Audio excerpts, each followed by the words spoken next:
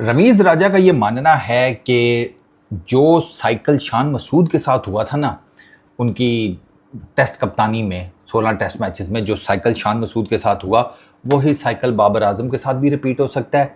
और जो कुछ शान मसूद को फेस करना पड़ा in terms of problems, same वही चीज़ें बाबर आजम को भी फेस करना पड़ सकती हैं। अच्छा, ये वो सारी चीज़ें हैं जिनके ऊपर मैं आपको जब से बाबर आजम कप्तान बना है डिफरेंट वीडियोज़ में बता चुका हूँ कि ये प्रॉब्लम्स जो है ना, ये मुझे लग रहा है कि ये इतनी जल्दी जाने वाले नहीं हैं। मिसाल के तौर के ऊपर सबसे पहली चीज़, रमीज़ राजा ने बात की है, मैं भी मल्टीपल टाइम्स बात कर चुका हूँ कि आप बाबर आजम को स्क्वाड क्या देती है। ठीक है, ये सबसे ज़्यादा मैटर करेगा। रमीज़ राजा को ये लगता है कि शान मसूद को बड़ा एवरेज किस्म का स्क्वाड मिलता रहा है, जिसमें उसकी अपनी से होती कोई नहीं थी। वो बस कप्तानी के नाम के ऊपर शान मसूद कहते थे कि अल्लाह मालिक है, ग्राउंड में उतर जाते थे। लेकिन वो ज़ाहिर बात है, जब खुद हिम्मत ना करे बंदा तो फिर ऊपर से भी कहाँ से मदद मिलती है। तो भाई साहब के साथ वही हुआ, एवरेज स्क्वाड मिलता रहा, एवरेज प्लेयर्स, कोई आपने नया टैलेंट यूटिलाइज़ किया कोई नहीं। और उसका आपको नुकसान क्या उठाना पड़ा? उसका नुकसान आपको ये उठाना पड़ा कि आप 16 टेस्ट मैचेस में कप्तान बने, जिनमें से 12 आप हार गए। पहला मसला एवरेज स्क्वाड का। दूसरा मसला जो मैंने बार बार कहा है, सैकिंग एंड स्केप गोट। ये पीसीबी का आज से नहीं, ये पीसीबी का बहुत पुराना वेपन है, बहुत पुराना। स्केप गोट, बली का बकरा बनाओ। शान मसूद बने, ठीक है, बाबर आजम पहले बने, फिर शान मसूद बने, फिर उसके बाद आपके ये बन गए बाबर आजम, दोबारा आप सामने आ गए हैं। ठीक है, और अगर आप ओवरऑल देखें, बाबर आजम, शाहीन, सलमान अली आगा, मोहम्मद रिजवान, ये जिनके बीच में ये कप्तानी तीनों फॉर्मेट्स में आगे पीछे घूमती रही है, ये बली के बकरे ही बनते रहे हैं। बली के बकरे, अभी ये इसको दे दिया, उसके अंडर परफॉर्म नहीं किया, सारा क्रिटिसिज्म इस पर थोप कर इसको साइड पे करके नया बंदा जैसा कहते हैं चुन लिया। ये कोई फर्स्ट टाइम नहीं है, ये मल्टीपल टाइम्स ये बात हो चुकी है। टीम परफॉर्म नहीं करेगी, किसका कसूर है? कप्तान का। कप्तान कौन? बाबर आजम, अल्लाह खैर सल्ला। और बाबर आजम के साथ तो ख़ास किस्म का, जिसे कहते हैं ना, मुआशका है एक्स क्रिकेटर्स को, एनालिस्ट को, यूट्यूबर्स को, जिसको भी कह ले।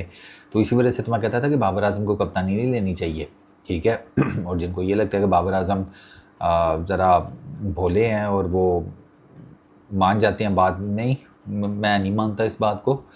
बाबर आजम भोले वगैरह तो नहीं है, ठीक है ना। अगर वो भोले होते तो वो पाकिस्तान की क्रिकेट में ना होते, कहीं और होते। बाबर आजम ने बड़ी सोच समझ के ये कप्तानी ली है। मेरा ये मानना है कि बाबर आजम ने बड़ी सोच समझ के ये कप्तानी ली है। अब ये डिपेंड ये करता है कि बाबर आजम इस कप्तानी को कैसे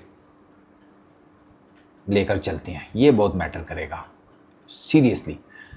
वो तो बाबर आजम तो कह रहे हैं ना कि मैं कंप्रोमाइज़ नहीं करूँगा काफ़ी सारी चीज़ों के ऊपर, फिटनेस, परफॉर्मेंस, दिस दैट। वो देखेंगे अभी आगे आप कि बाबर आजम को ना डंडा सर्विस चलानी पड़ेगी। सर, डंडा सर्विस के बगैर आप भूल जाएं। और बाबर आजम को जान लगाना कि पीसीबी मेरी बात नहीं मान रहा, स्ट्रेट अवे आकर बता देना भाई। ये रमीज़ राजा जो चीज़ें पॉइंट आउट कर रहे हैं, ये कल कला को आपके गले पड़ेंगी। एवरेज स्क्वाड आपके गले पड़ेगा, ठीक है ना। आप जब अगर आप लोगों को नहीं बताओगे ना कि सेलेक्टर्स जो हैं ये तो मेरी सुन ही नहीं रहे, मुझे मेरी मर्ज़ी का स्क्वाड ही नहीं दे रहे। आज गैरी कर्स्टन और जेसन गिलेस्पी को कोई कुछ कहता है? नहीं, क्योंकि उन्होंने स्ट्रेट फॉरवर्ड आकर बता दिया था कि यार ये तो हमसे पूछते ही नहीं है, हमें बस कोच बना दिया है सिलेक्शन कमेटी ने, इन सब ने, आकिब ने और सब ने मिल के, लेकिन हमसे पूछते तो कोई नहीं है ना, हमारा फीडबैक लेते हैं, हमें बस एक टीम पकड़ा देते हैं, कहते हैं जाओ जाकर इससे खेलो और जीतो। भाई ऐसे थोड़ी होता है। परफॉर्मर्स होते हैं, देखा जाता है भाई, बेंचमार्क्स होते हैं, फिटनेस देखी जाती है, 100 चीज़ें होती हैं। क्या ख्याल है? तो वो फिर बाबर आजम के ऊपर ही मलबा गिरेगा। ये बाबर आजम को ये चीज़ें जहन में रखनी चाहिए। ये कल कलां को उनके साथ खुदा ना खास्ता हो सकता है। हारिस रऊफ़ का फाइनल ओवर किसी को नहीं याद, मलबा वर्ल्ड T20 में ख़राब परफॉर्मेंस का सारा बाबर आजम पर गिरा था। 2023 में टीम में ग्रुपिंग थी, मलबा सारे का सारा किस पर गिरा? बैड परफॉर्मेंसेस का, बाबर आजम के ऊपर। ठीक है ना, बाबर आजम के अपने फॉल्ट अपनी जगह के ऊपर के, ठीक है आईसीसी के टूर्नामेंट्स में परफॉर्मेंस नहीं है, ये वो, वहाँ पर आप टेक्निकल तनकीद करें, लेकिन ये बाकियों को ना पल्ला झाड़ के जाने दे के अच्छा जी हम चलते हैं, नमाज का टाइम हो गया है। ना ना ना ना पुत्र बवो, वो जिसका जितना फॉल्ट है उसको उतना क्रिटिसाइज बिल्कुल करना बनता है। ठीक है ना, तो ये बाबर आजम को वो दोबारा स्केपगोट बना सकते हैं, बिल्कुल बना सकते हैं। बाकी बाबर आजम पर अपनी परफॉर्मेंस का भी प्रेशर होगा, शान मसूद पर नहीं था। शान मसूद की 30-35 की बैटिंग एवरेज है, 1000 रन है उनके 16 टेस्ट मैचेस में एज कैप्टन। यही प्रेशर बाबर आजम के ऊपर भी होगा कि भाईजान आप कप्तान भी हैं तो परफॉर्म भी करें। तो ये वही साइकिल है जो शान मसूद ने फेस किया, ये वही साइकिल है जो बाबर आजम को फेस करना पड़ सकता है। तो बाबर आजम को ना चीज़ें ट्रांसपेरेंट रखनी पड़ेंगी, ये मैं आपको बता दूं, अपने फैंस के साथ, बोर्ड के साथ, सारा कुछ he should be very clear, very transparent, ठीक है ना। और ये दोस्ती यारी, वो भी भाई एक बात बताऊं, दोस्ती यारी कुछ नहीं होता भाई, ठीक है ना।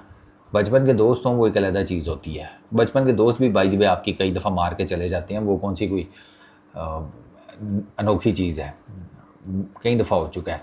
तो ये आप दोस्ती यारी वाले चैप्टर को क्लोज़ करें, प्रोफेशनलिज्म के ऊपर बेस करके ना अपनी टीम खड़ी करें।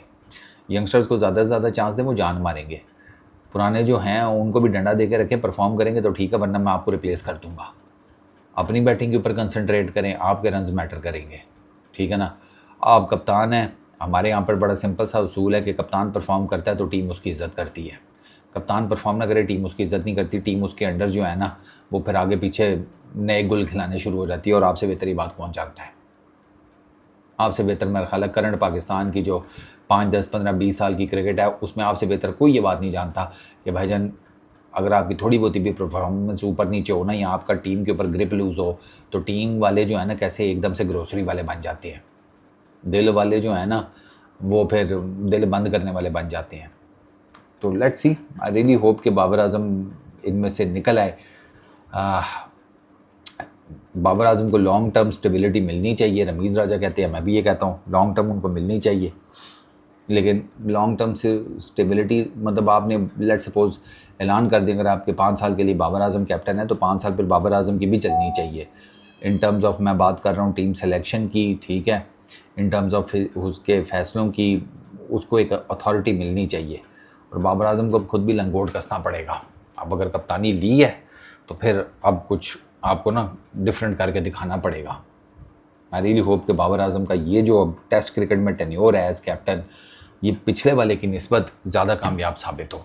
आई really wish and I really hope and I really pray कि मैं अब वो कप्तान बन गया तो अब फिर वही बात है कि कैसे लेकर चलना है। इसमें बाबर आजम का खुद का रोल बहुत इंपॉर्टेंट है, विद द बैट भी और एज ए लीडर भी। Peace out.